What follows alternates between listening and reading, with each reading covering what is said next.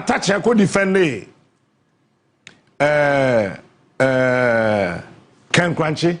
My lord, Ken Kwanchi Koji. Captain Smart. And I'm ready. Mo guy. Strategy, politics, mo ni now. Eti, at the end of the day, Yem po be obey to Mahama Wont Pardon. Come on, attach her. Koye my lord. Take over. Me fan tum. So call them 20 solid years. Right? Politician be anyone fear do I dey amano. Say ondi ewo prison no we twawie ewo Africa. Europe dey obekon ahye. Yen ha dey. Oh, we dey I want to be 20 years dey amani. O mekwa akoya appeal enche. Ma me no so why ready so the 8 beka ho. Mo dey amonko. Now the year so na yete so a e bia yate so a na ye gya be 6 and 7 Gwen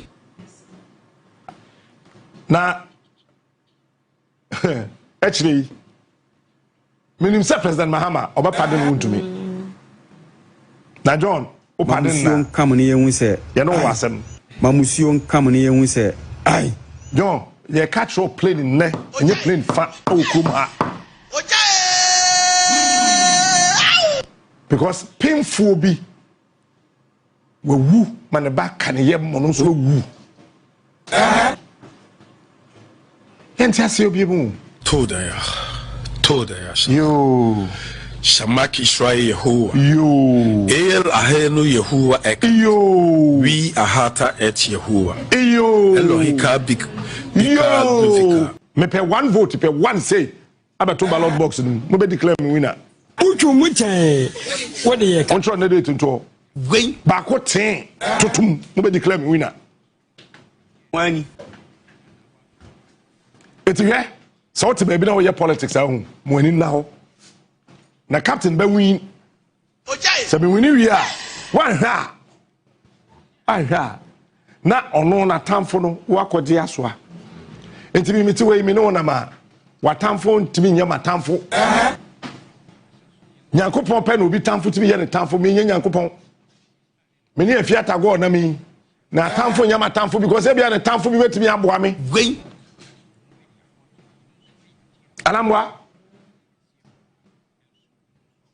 Sir John said no NPP ni Professor Mason winning election Sir John the pep blocks the yesterday I said don't catch na ma Sir John blocks mo this in die Who ni ma me catch o Sir John ono or the Achimota forest ye will che na busuafo Asante ni obetwa nkran asase che betwa nkran asase de che na busuafo on the ni kwe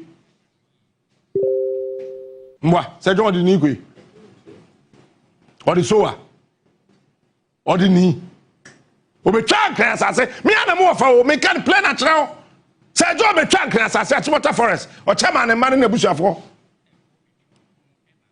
Mumi say Asante region no free ho no ono anu krom wo no otwitwa That's what China buja for. And can follow when you hurry. Nti ni kweti ho. Na Sir John be twa asase de ache. Kenyan sesem che Ghana ni a. Wo pese be se wo de won de asa na mtantna ho. He wo be wu nkwase wu, ye be sie wu nkwase sie, krofo ba wi nkwase ansa, na afa ya ye nkwase yie, ye wi ye ko. Ene yie bia wo krom ha bia ye party. President ke yie yesu, ye twa adwajo, ene yie ye party. Now that some dim kwasem na wu be hu ayi a be yew be yew mfoni akakraka de asisi ho ye do kwa chef fom wi ya adwo ye gbangban adwo ye sore ye gbangban na nkofo awe kotede ne aduro ho na be hu se wawu nkwase ewuo wo de tra ye kayan sasam chega na ni na wo mpese wo bete wo de jimi sa na ni kwe Sowa otenkran na Sir John betwa Achimota forest dia ma na busuafo why will dia toso enye dam we enye abodam enye dam a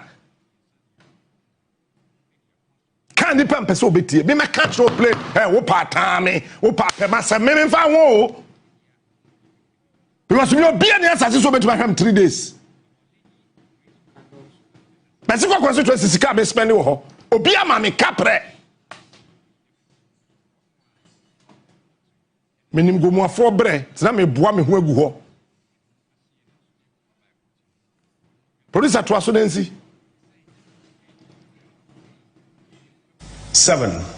In politics, in any event, if other interests conflict with your interests and you have to choose, always choose yours.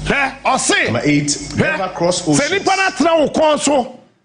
One term, second term, Janoho. Then you need powerful frona all by the chilquay. And yes, sir, Ubekem. That's not what I had. Ubekem. Baby, because I mean you're politician, now be your policy shanty. We are messing chwa become home. Produce a fair way, mention you. For politicians, you may drown. And it goes on and on.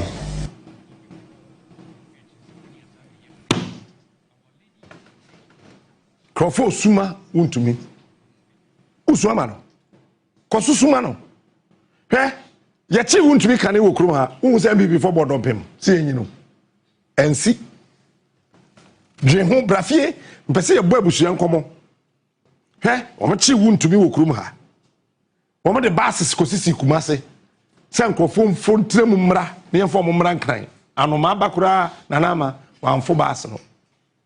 Me na me ka kire wo. Wontumi, o mo de baas kosi ho.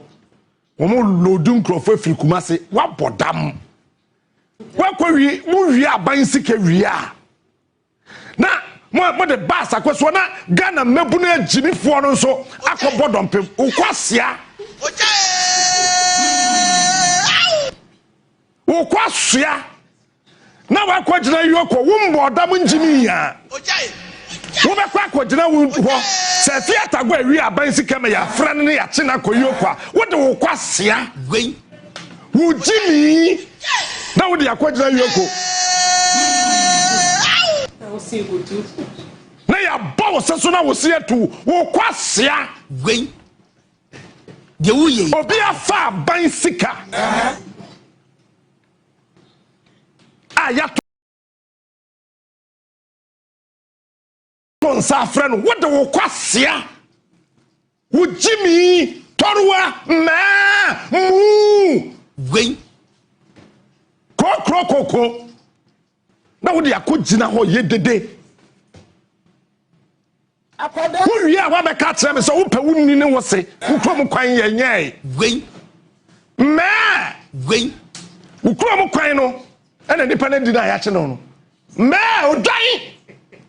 Jimino le Jensen Wuno. We are a cat at the club school down here. See ya, a male dying. Musikano, from down school in this one. Eh, Mafia, my name constituents him for the Casimich was a captain. I was the Yazoba. No, me Yazoba, no baby, sir. Also, I am Kwasiazan, Kofu Yabia. I saw him for the kind of plain language. And what I buy him a catch them and say. Eh, Captain, I'm catch some show. I was shocked. I say, "No, who is he?" No, Mom, catch some show. Abanzi as Bama. Yes, my real Mako. Kayam Maza. Ya, she obey Mazachro. Some said that's all. Nana, Mara. The bay MP with them Jima. One fellow catch a captain smart. Would you be die? Captain Smart. The king. Now you did not work. Mr. Wood to be a chain. What about the boss? Peter, eh? Bas be a GR 1778. Member last two numbers and who every other can run a crano. No names and a can. What do you see for you? So almost a boys and Emra. One boat to obey. Emma Wontumi. Can I Yama? Ubiamfu. Driver is was or 2 year nipa trade. Or Muina Munsia. Trainer Munsi. Driver was Jessica. One penny panoswama. As one say a team miracle, Boaje. One who don't make call. Wouldn't be here. Miracle. Obey Bawumia or Godfather. Oh, I don't know. Where? Wontumi no be Akufo Addo on my Bawumia hui what say lawyer Pia Kubi me tena ha ka kire mo say me this politicians we enum nyina chi ache minim wonsu ne won ban me catch us say Apia Kubi on le Wontumi nkonkosi ase da me kan ye fiaji me chinje ojai meboa wanji me chinje that abuncha fiata go buncha no Peter meboa wanji me chinje we fili so me catch us Apia Kubi oni Wontumi be kwasa kwantin fi obeja ne mu because one no person of Apia Kubi poison no Wontumi kan. I'm saying this. What say a year se kumawu former MP na yase na ya ma Apia Kubi poison baswa he mean someone nim okrom ha no baswa yase adam and ya de poison kan Apia Kubi aduane na me catch wo because I want to now see so on poison de here meba be se dakro me kire John Kumane ya Wontumi aduane na omudie na eye NPP women organizer bi na no asa aduane na ma wo obi anim ni po do asa aduane eye NPP women organizer ojai ena no asa aduane na wo mede ma organizer bema ma ko serve aduane no bema ne de aduane ne ko no aka akra wadru na woman organizer na sa baje aduane se me na me no fama me na me am ko serve wani na obi anom negative tie ne ye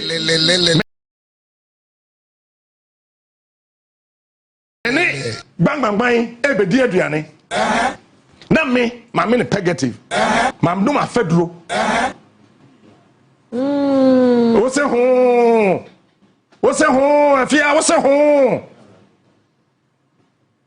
se ho na me ma no ma fedro wani but bang nim se ma no ma fedro tete aduane na ni suru bia na medi ma ka tro se menya call hello no honorable Didi honorable Didi some atie aduane bia di honorable Didi the atie say se wonum negative wonum afedro na poison kokoto aduane na obani ni na aba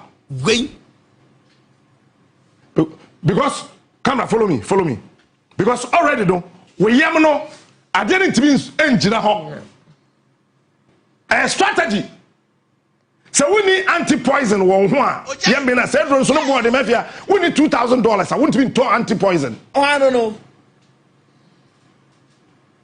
no be a negative John Kuma dia wa negative ni bi na John Kuma ne no bi so ne to fi say ye na ne ye di aduane no ene ye na ye ne e ban say ne nipa bienu a wo ina wo gya won nan ba ko wo gya ba ko ye wi ese o ba ko de ne system na de system bi eni ho a edin me catch us Apia Kubi on fa Wontumi kosi ase da it was a strategy ojai NPP a lawyer for wo Ghana hey no bi ase on di Wontumi asem dentra he lawyer ya odi election petition year be ya Mama 2012 elections nyaton later Philip Addison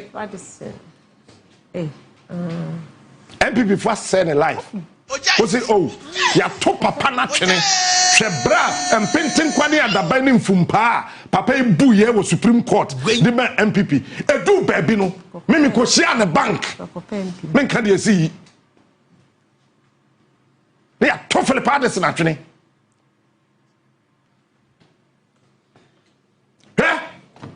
Supreme Court judge retired judge atuguba osinkrofo no ye dede Emma wo me to aba ma wo di aban no ene ofro mo a omumfa gwen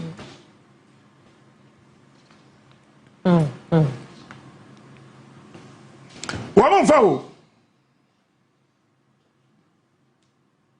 mumfa atuguba onye ni paketo wo wa ye Supreme Court judge on na tena dwam di asem bu aye masumdwe ba o man onumpo o se efre na ye mfa ena wa wote abongo wa wote abamkurum ye hia na ye ma tengana gwen na wo bose koso bose bibini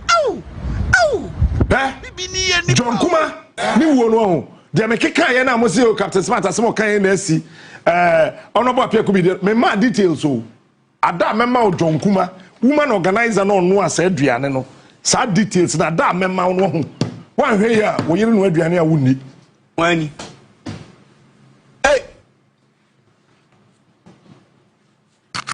na ye the helicopter akwa kosi ho say ye mfa Apiaku bi ntum mo mfa Apiaku bi otiase mamamai na ye two helicopter because papa di aduane no anye no te said ye na say ye no papa bi ye friend Thomas doctor ne ye friend Thompson yeah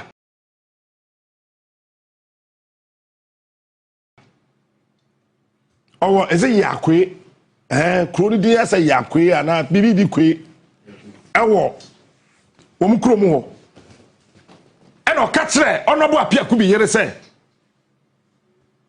Mami, osim the way I see domi kunu no. Me pese bibia be mi kunu osim kasema me bebu se wan na wo ankasa hwe. Ono ba Apiaku bi ohun. Wo Ajapade bi afa ba yere ka wuyi. Me na me ka asem wo ya kire wo ne. MP yi ase ne ye ku MP. Ojaye. Ayesi ase o. Obi oso ye be ma no court. Ojaye. Betia MP yi ase ne ye ku Apiaku bi. Ena na yere se de me si domi kunu no me pese bibia beto mi kunu. Ena doctor ka chen say helicopter na yede ba no ene me ma kunu ndam. No se me akra me ma ne ntirem. Ma me na onobo Apiaku bi yere ne kunu ye mu da no da fam owu. No fa phone. No friend national ambulance. Ofra wo mfa. Nyese say bisa ma me no. Apiaku bi na yere tiase omuyi mo pa musa no ofra ambulance a omfa cause won mo plot here na nim say yere so a ye be fra ambulance ti ya say all around say ye fra mo amamfa ye ku preko say the helicopter ba say dem ne fa nkonkran ne ye nku wo wiem na sa won se won dem ye nku wo wiem de a ene asase so no ye finish o nye say me se de so ye be ma no onko court e wa Apiaku bi case no mo be hu niam me de be pia bonten o kruma Ojaye. Asa maame no pa kwati kwan bi fa so oni Dr. Thompson e bo mu nya eye ambulance e de papa no tum o mu du akontemfi o mo swap ambulance no you don't know what happened. Kapia could be Kwawu. Mama Kwasa Wontumi. Our prison one moment say. I saw see you my friend then okay. Mumusado. Che who real fonsa. Ya show there. Na penifo say we obedie yi a na won so wo de. Eye yi. Se infante gomwe ye wo baby. Wala wo ba asafu wie wo kofie ye bo asafu wie a ye kofie he is smart he and Apiaku bi wo mo swap ambulance no enti wo mani ba wo mo so no na ambulance na wo munim se odem enti ye kwa cross ambulance no na ambulance na dan nani de ni akira Asante region wo hu oba nyansafo maame ono ba Apiaku bi yire nyame nhira wo oba nyansafo eye ne ye genzi maya enu na ment ya se ono mu no pe wakum afo Agyapade Captain Smart kono abaka wo ya finish wo apatu hai ayeye aka hono abaka ana mikino tukwan ya mfra me wankra ana be me na 3 days ni e bintin nka na wo 3 days na wonten nka na wafra no Into Wontumi be forces. ene na sen kra no opie na befia edian ne kra me de mana ondi sese kra no tiri wo se wanya mpena sister uti na abofam woni pressure de free kromo ba fie Ono odi ni osi abrante bi friend captain wo ko constituency me frewa a wonfa ma frewa na me se frame mama agi na bisa no 3 days ni me mfra agi me mama agi 3 days na me mfra agi na me mama ma me kura wa fra me mentimi amfa na wo me ma me agi kura fra me mentimi amfa na wo emfa o me fia na wo swap ambulance na kwantimfi so me dey honorable Apiaku bi Captain Smart, ebedum krai the king of morning shows.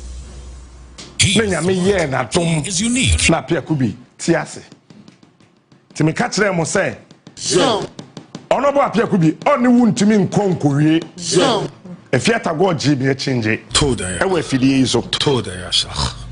yete hwa yete ya ne say Apiaku be say wa redro enu na ment ase na meju ho Akufo say your strategy say the be ya judgment be delay and your strategy be ahui if you do me I do you emfa o se de mo kana no anyum ni ade tell lawyer be o NPP man person obedi Wontumi achi Philip Addison no ni ho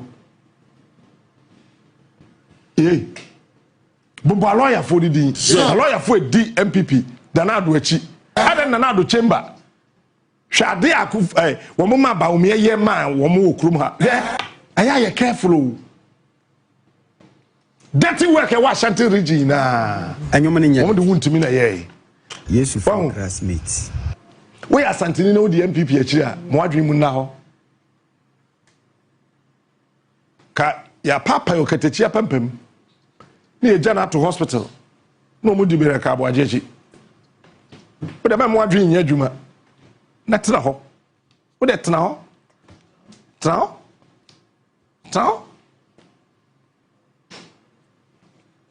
ene ye ne enso ye chi Wontumi no what is Akufo Addo chambers na ko defend no obi anko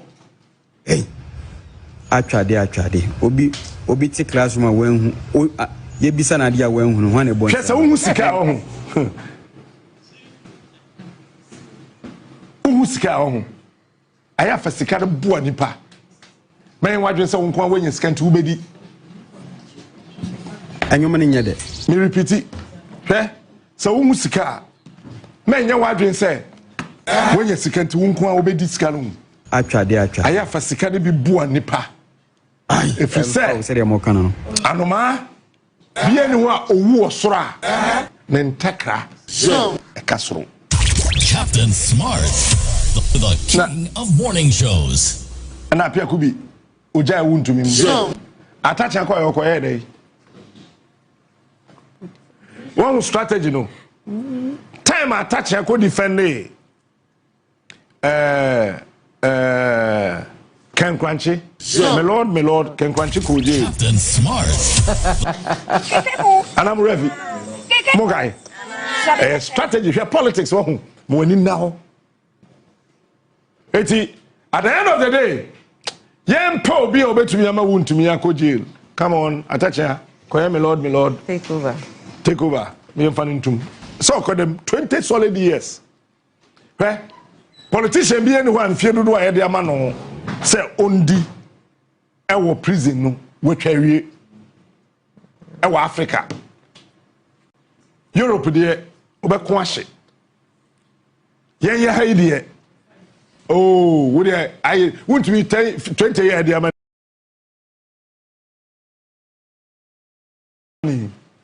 omekwa akoya appeal enche ma me no so why ready so the 8 beka ho mo de monko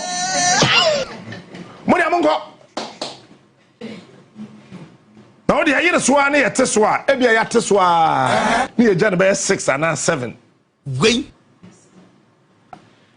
na actually minim say President Mahama Oba Pardon Wontumi na John o pardon na kam ne yehu se ye no wasem mamusio kam ne yehu se ai John ye catch your plane ne nye plane fa o kum ha because painful bi we wu man back kan ye mo no so wu yenti ase obi mu Told her. yo Shamaki Shrai Yehovah. yo El Ahenu Yehovah ek. yo We Ahata et Yehovah. yo Elohika big Yo. Uvika noveshika. Uvika miyudika. Eti aya ye careful. Udiyasha. Rurakadesh. Rurakadesh. Aya ye careful. That's it. Anyesa. Asem kese. Rurakadesh. Rurakadesh. However, Amen. Todaya. Aya, you're careful. Atwade. Obi ti class ma wen hu. Ye bisa na dia wen hu no hwan e bon sema no. Obi an won sema no. Ya ti school dan ni mu no. Ai. Obi an bon sema obi awo. Obi enu ho so. Aya. Ai. Atwade. Aya, you're careful. What? Aya dwi nipa ho.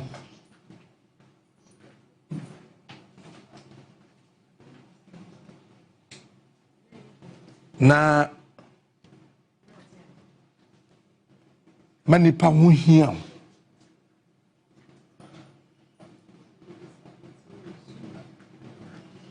Aya. Ojaye. Awuhia nipa na mu no. Aya manen ka wakoma. Lama so wo Efise.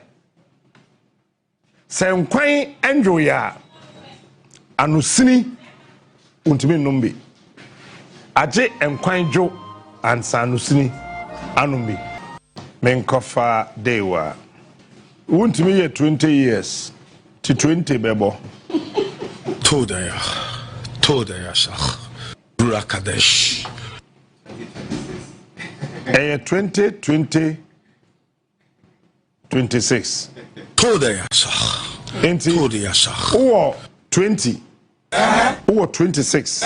Or single 6. Anyoma ni nyade. Am I if you say or July to single 7 so Hey.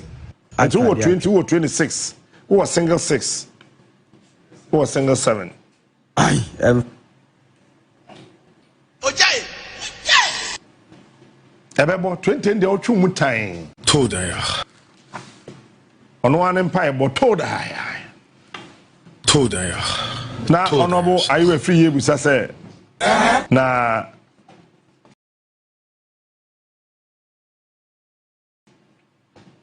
ano ye empire ben no kasa ben no Samaki Israel Yehowa. Adena NPP for amotwi anko kasa ye ma Wontumi nkodaje ye begina free apost for nsem Todaya.